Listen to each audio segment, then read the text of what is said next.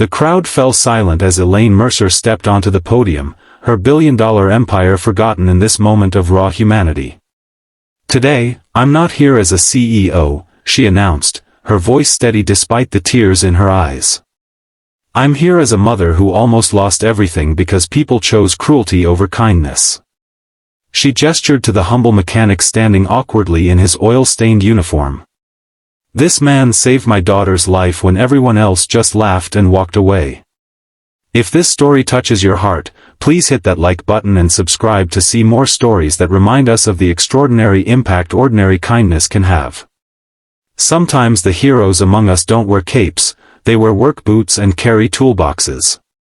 Ray Donovan wiped the sweat from his brow, leaving a streak of motor oil across his forehead. At 42, his hands were permanently stained with the evidence of 20 years working under car hoods, each callus and scar telling the story of a man who had built his life around fixing broken things. The irony wasn't lost on him. He could repair almost anything with an engine, but he still hadn't figured out how to mend his own fractured life. "Dad, I finished inventory on the parts delivery," called a voice from the front of the garage. Ray smiled as his 16-year-old son, Liam, appeared in the doorway. The boy had his mother's eyes, a fact that both comforted and haunted Ray in the 6 years since cancer had taken her. "Thanks, buddy. You heading to study group now?" Liam nodded, slinging his backpack over one shoulder. "Yeah, we've got finals next week. I should be back by 8. Need a ride?" Ray asked, already knowing the answer.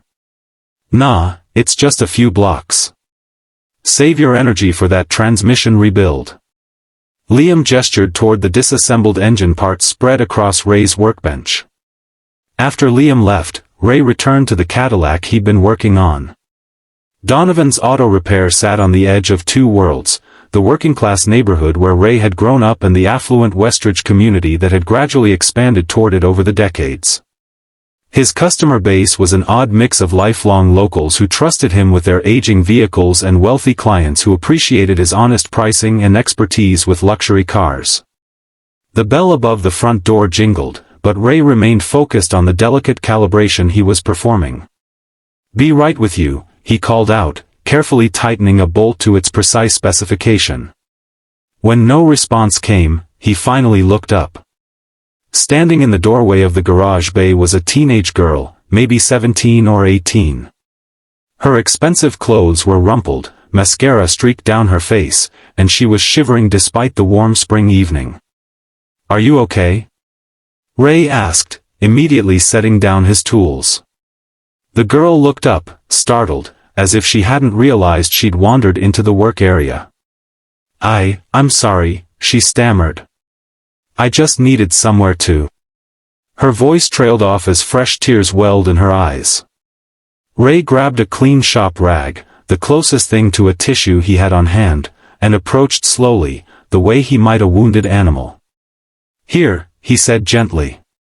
"Why don't you sit down?"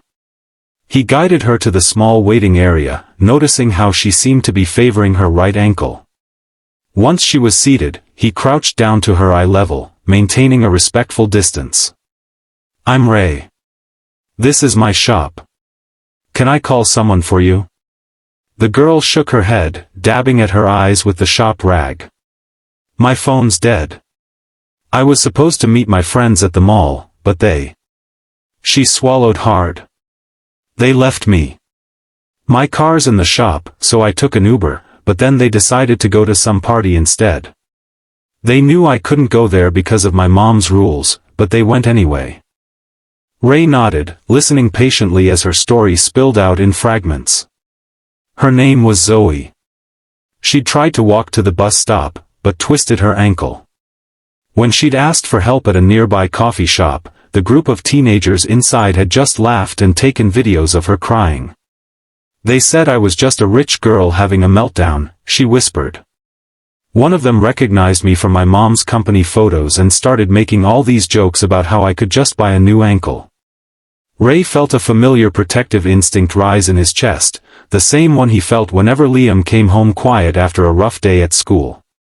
"Well, I can't fix your ankle," he said with a gentle smile, but I can give you a ride home, if you'd like. Or you can use my phone to call your folks. Zoe looked up, surprise evident through her tears. You'd do that? You don't even know me. Ray shrugged. I've got a kid about your age. I'd hope someone would help him if he was stranded somewhere. For the first time, a small smile appeared on Zoe's face. Thank you. Could I use your phone? My mom's probably worried sick. Ray handed her his ancient flip phone, earning a brief look of amused disbelief before she dialed. He stepped away to give her privacy, returning to the Cadillac to close up his work for the day. He could hear snippets of her conversation, reassurances that she was safe, an address given, apologies for the worry she'd caused. When she hung up, she looked both relieved and anxious. My mom's sending our driver. She's in a board meeting, but she'll be home later. Zoe hesitated. She wanted to know who I was with. I told her about you. Ray nodded, wiping his hands on a rag. That's good. Parents worry. You want some ice for that ankle while you wait? 20 minutes later, a sleek black SUV pulled up outside. The driver, a professionally dressed man in his 50s, hurried inside with evident relief. Miss Mercer, your mother was concerned, he said, helping Zoe to her feet. Ray froze at the name. Mercer. As in Elaine Mercer, CEO of Mercer Biotech, one of the largest pharmaceutical companies in the country. He'd seen her in the news often enough to recognize the name, though he'd never connected it to the tearful teenager in his shop. This is Ray, Zoe told the driver. He helped me when no one else would. The driver nodded politely to Ray. Thank you for assisting Miss Mercer. Is there anything we can do to repay your kindness? Ray shook his head. Just doing what anyone would do. Zoe gave him a sad smile. But they didn't. You did. After they left, Ray locked up the shop and headed home to the small two-bedroom house he shared with Liam. He put the encounter out of his mind, focusing instead on preparing dinner before his son returned from studying. The next morning began like any other. Ray dropped Liam at school before opening the garage at 7:30. By 9, he was elbow-deep in the Cadillac's transmission when the bell jingled again. Be right there, he called, quickly wiping his hands. When he stepped into the front office, he found himself face-to-face with Elaine Mercer herself. In person, she was more imposing than on television, tall, impeccably dressed in a tailored suit, her dark hair pulled back in a sleek ponytail. But what struck Ray most was how much Zoe resembled her, from the determined set of her jaw to the intelligent eyes now studying him intently. Mr. Donovan, she asked, extending her hand. I'm Elaine Mercer. Zoe's mother. Ray shook her hand, acutely aware of his oil-stained fingers. Just Ray is fine. How's Zoe doing? Something in Elaine's expression softened. Her ankle is sprained, but she'll be fine. Physically, at least. She glanced around the modest shop. Do you have a moment to talk? Ray nodded, gesturing to the small seating area. Coffee? It's nothing fancy, just what keeps me running. To his surprise, she accepted. As he poured 2 cups from the ancient coffee maker, Elaine Mercer perched on the edge of the vinyl chair, looking both out of place and somehow completely in command of her surroundings. Zoe told me everything, she began once he'd seated himself across from her. About the kids at the coffee shop, about how they recognized her and mocked her instead of helping. Her composed expression cracked slightly. And about how you were the only one who showed her kindness. Ray shifted uncomfortably. Like I told your driver, I just did what anyone should have done. But that's just it, Elaine said, leaning forward. They didn't.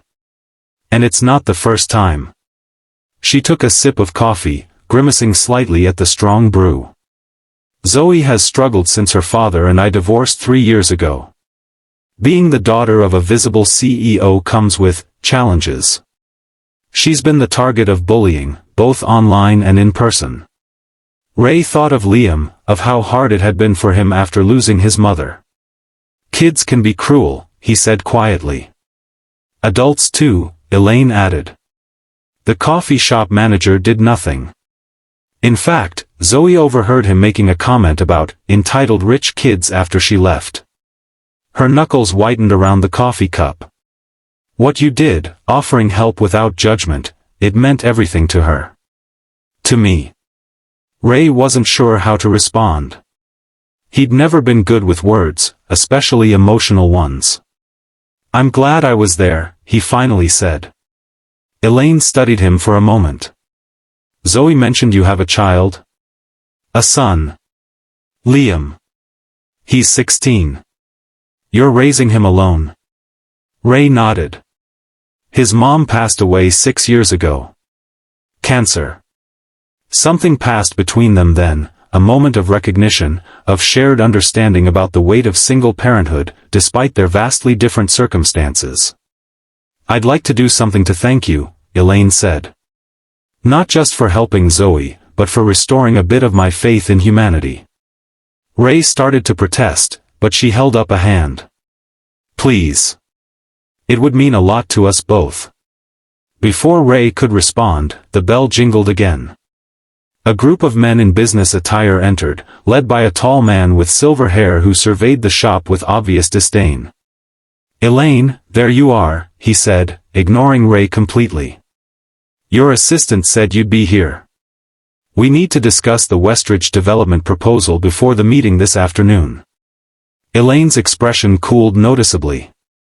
Richard, I told you I had a personal matter to attend to this morning. Yes, well, time is money. The man, Richard, finally glanced at Ray, taking in his work clothes and the modest surroundings. Though I can't imagine what business you'd have in a place like this. One of the other men snickered. Car trouble, Elaine. You should have called me. I'd have sent my guy. Ray recognized the casual contempt in their tones. It was the same attitude he occasionally encountered from wealthy clients who viewed him as nothing more than a pair of hands to fix their vehicles, not a person worthy of basic respect. Elaine stood, her posture rigid. Ray Donovan helped my daughter last night when she was in distress. I came to thank him personally. Richard raised an eyebrow. Zoe? Is she all right? She will be, Elaine replied coolly. No thanks to the people at Westridge Coffee who thought it was more entertaining to mock an injured teenager than to help her. The atmosphere in the small office shifted. One of the men cleared his throat uncomfortably. That's unfortunate, Richard said, his tone dismissive. But surely a phone call would have sufficed. We have the zoning meeting in 3 hours, and the board is expecting your full support on the Westridge expansion. Ray watched as something resolved in Elaine's expression. Actually, Richard, I've been reconsidering my position on the expansion. She turned to Ray. Mr. Donovan, would you be willing to close your shop for the day? I'd like you to join me at a meeting. Before Ray could process this unexpected request, Richard scoffed. You can't be serious, Elaine. This is a multi-million-dollar development deal. We don't need a mechanic at the table. The contempt in his voice sparked something in Ray.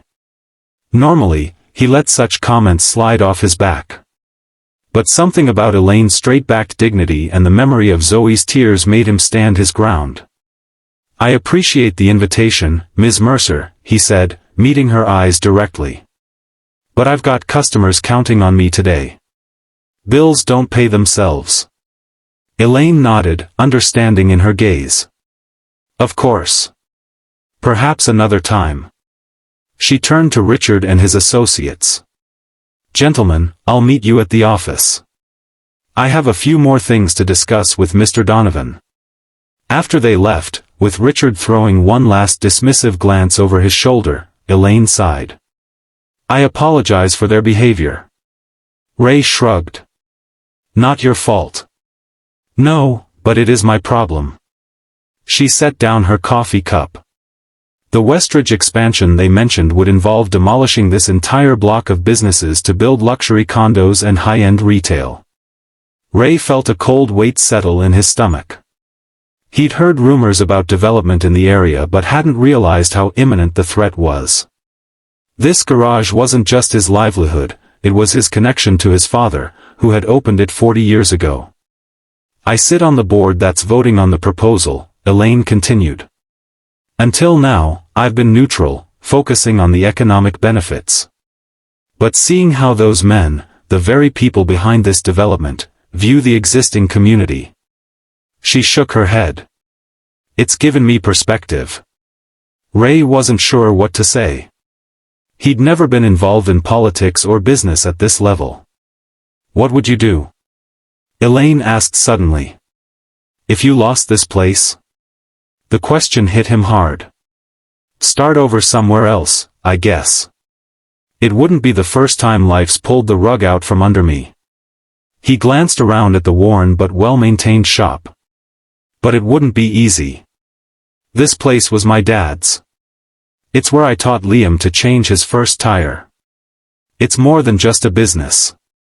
Elaine nodded slowly. That's what I thought. She reached into her purse and pulled out a business card, writing something on the back before handing it to him. My personal number. If you change your mind about that meeting, call me. Either way, expect to hear from me soon. After she left, Ray stared at the card in his hand, wondering what storm he'd unwittingly stepped into. The next few days passed normally.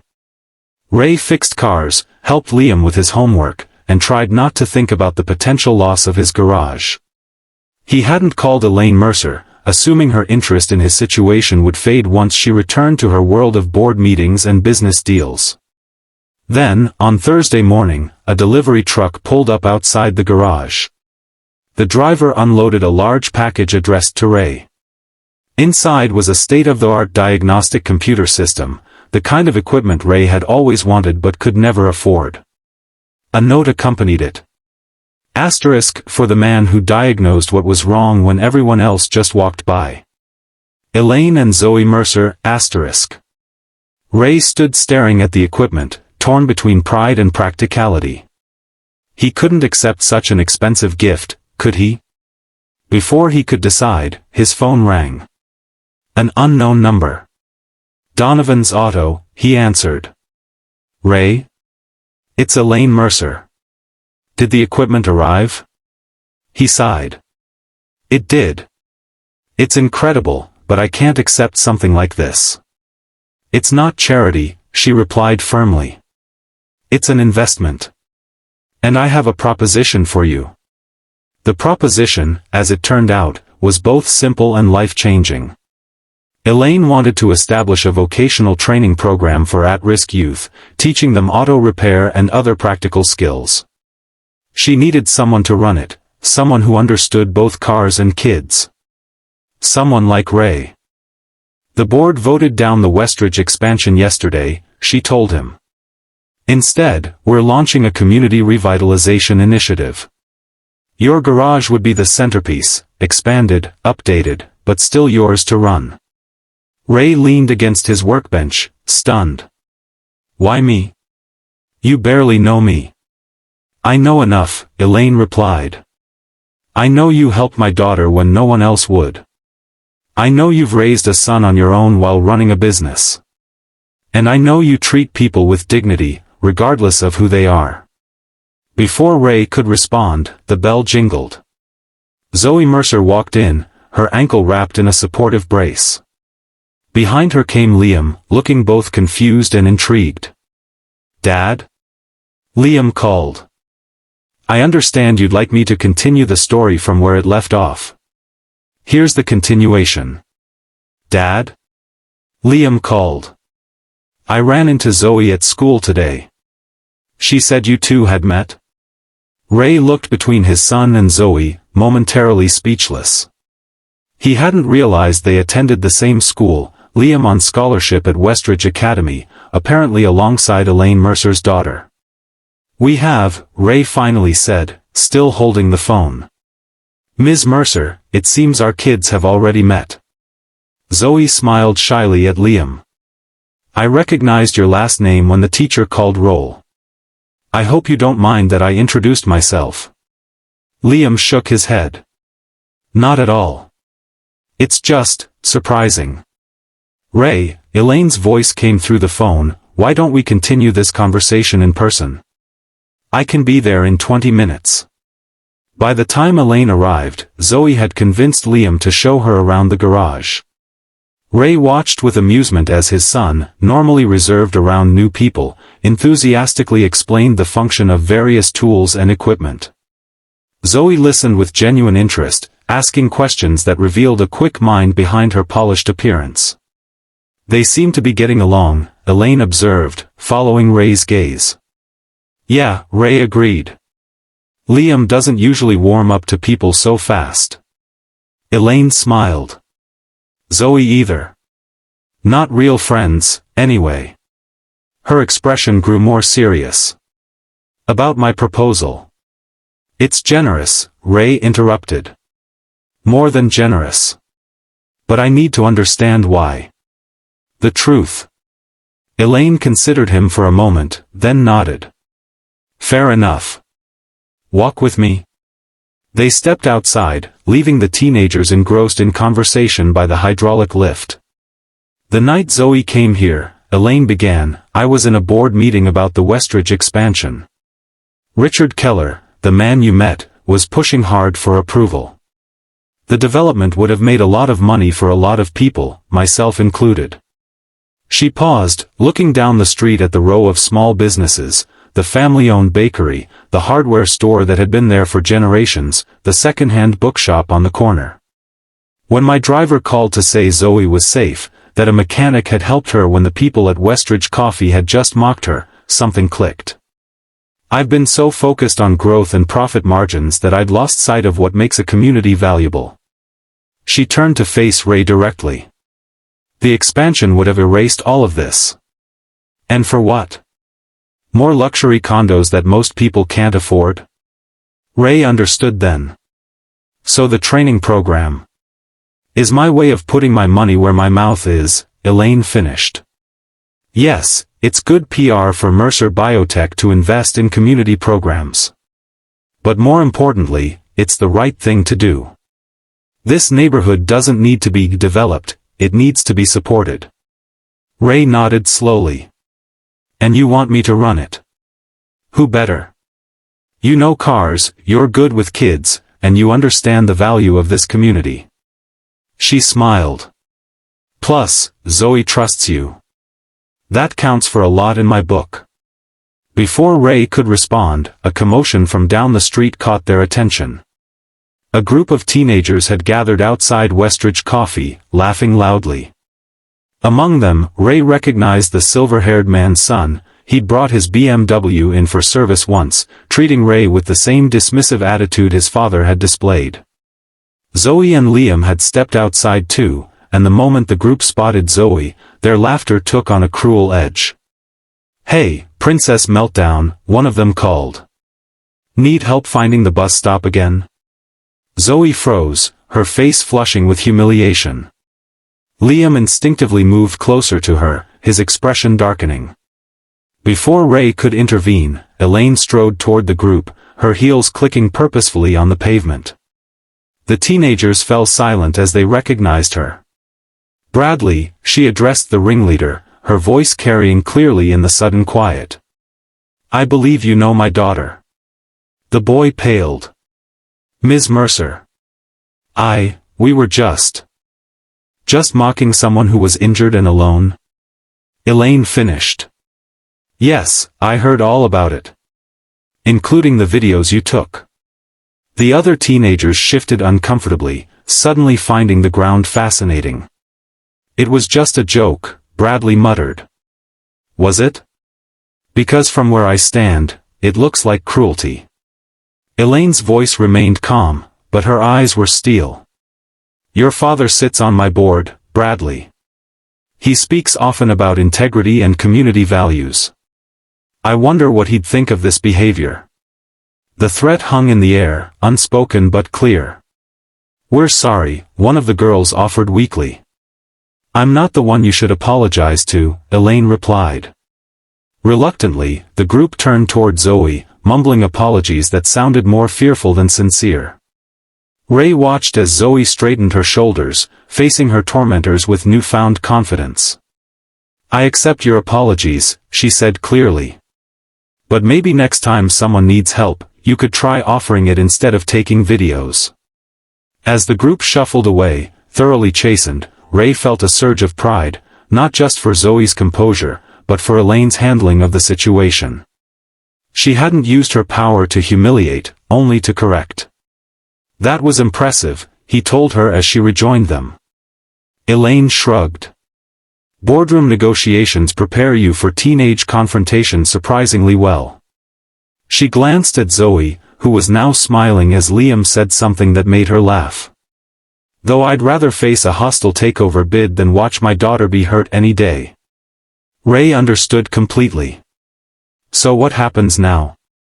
Now, Elaine said, we change the narrative. Not just for Zoe or those kids, but for this whole community. The next morning, Ray arrived at his garage to find a news van parked outside. His first instinct was to drive past. Whatever they were covering, he wanted no part of it.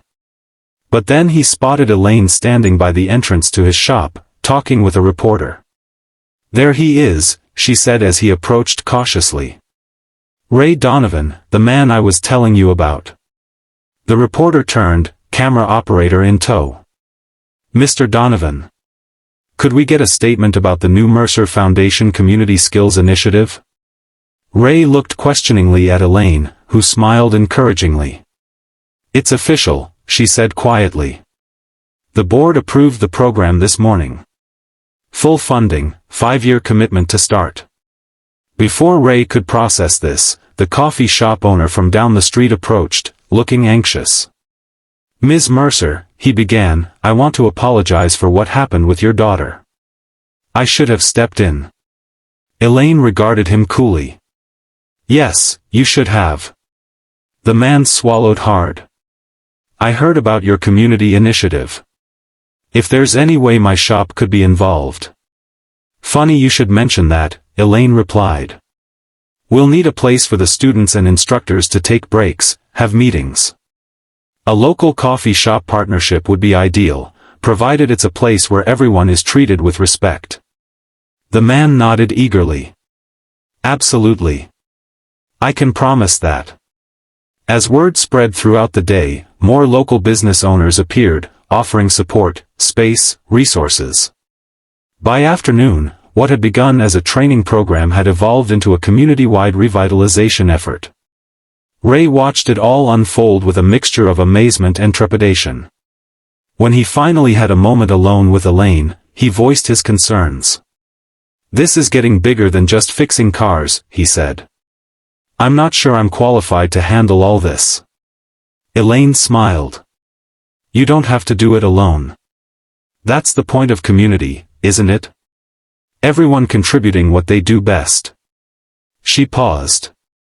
Your part is teaching kids to fix things, cars, yes, but also showing them how to rebuild their own lives. The rest we'll figure out together. 1 week later, Ray stood nervously in the town hall, adjusting the collar of the one dress shirt he owned. The room was packed, local business owners, community members, reporters, and at the front, the board members of Mercer Biotech, looking varying degrees of supportive or skeptical. Liam sat in the front row beside Zoe, both teenagers offering encouraging smiles. Behind them sat several of Ray's longtime customers, people whose cars he'd been fixing for years. Elaine approached the podium, commanding the room's attention without raising her voice. Thank you all for coming, she began. Today marks the official launch of the Mercer Foundation Community Skills Initiative. But before we get to the details, I want to share a story about why this program matters. She recounted Zoe's experience, not sparing the painful details but also emphasizing the moment of kindness that had changed everything. When my daughter was in trouble, it wasn't wealth or status that helped her. It was basic human decency from a stranger who asked nothing in return. Elaine's gaze found Ray in the crowd. That's the foundation we're building on, not just teaching technical skills, but fostering the kind of community where people look out for each other." The crowd fell silent as Elaine stepped from the podium, her billion-dollar empire forgotten in this moment of raw humanity. "Today, I'm not here as a CEO," she announced, her voice steady despite the tears in her eyes. "I'm here as a mother who almost lost everything because people chose cruelty over kindness." She gestured to Ray, standing awkwardly in his best clothes, so out of place among the business elite. "This man saved my daughter's life when everyone else just laughed and walked away." As Ray made his way to the podium, he caught sight of Richard Keller's sour expression. The developer had lost millions when the expansion was voted down, and he clearly blamed Ray for his influence over Elaine. But beside Richard sat his son Bradley, the teenager who had mocked Zoe. The boy was watching Ray with an expression that had shifted from contempt to something like curiosity, maybe even respect. Ray had never been comfortable with public speaking, but as he looked out at the faces before him, his son, Zoe, Elaine, his customers, his community, he found the words. "I'm just a mechanic," he began simply. "I fix broken cars. That's all I've ever done. But over the years, I've learned something important. Sometimes the most valuable repairs aren't to engines or transmissions. They're to trust. To dignity. To community." He spoke about his vision for the program, not just teaching kids to fix cars, but showing them they had value, that their skills mattered, that they belonged somewhere. When he finished, the applause was deafening. Elaine returned to the podium, announcing the first phase of funding and introducing the local business partners who would be participating. As the formal presentation concluded and people began to mingle, Bradley Keller approached Ray hesitantly. "Mr. Donovan? I was wondering if there might be a spot in the program for me." Ray raised an eyebrow, surprised. "You want to learn auto repair?" Bradley shrugged, looking younger than his years. "My dad always said I needed to learn the value of hard work. And after what happened with Zoe." He glanced across the room where Zoe and Liam were chatting with a group of teens. "I want to be part of fixing things, not breaking them." Ray studied the boy for a moment, seeing past the expensive clothes and practiced arrogance to the uncertainty beneath. "Program starts Monday. 8 a.m. sharp. Don't be late." As Bradley walked away, Elaine joined Ray, having observed the exchange. "Taking on the opposition's son?" she asked with a smile. "Bold move." Ray shrugged. "Kids make mistakes. It's what they do after that counts." Elaine nodded thoughtfully. "His father won't be pleased." "Maybe not at first," Ray agreed. "But sometimes what looks like losing turns out to be gaining something more valuable." 6 months later, Donovan's auto repair had transformed. The original garage remained, but next to it stood a new training facility, complete with state-of-the-art equipment and classrooms. 20 students were enrolled in the program, including Bradley Keller, who had discovered an unexpected talent for precision engine work. Liam and Zoe had become inseparable friends, their different backgrounds forgotten as they bonded over shared interests and values. Liam had even started mentoring some of the younger students, showing a gift for teaching that made Ray immensely proud. As for Ray and Elaine, their partnership had evolved into a friendship neither had expected. She valued his straightforward perspective, he appreciated her vision and determination. They made an unlikely but effective team, bridging worlds that had previously existed side by side without truly seeing each other. On a crisp autumn evening, as Ray was locking up the garage, he found Elaine waiting for him, casual in jeans and a sweater rather than her usual business attire. "Thought you might want to see this," she said, handing him a tablet. On the screen was a news article about the Mercer Foundation initiative, highlighting its success and featuring photos of the students at work. "They're calling it a model program," Elaine said. 3 other cities have reached out about implementing something similar.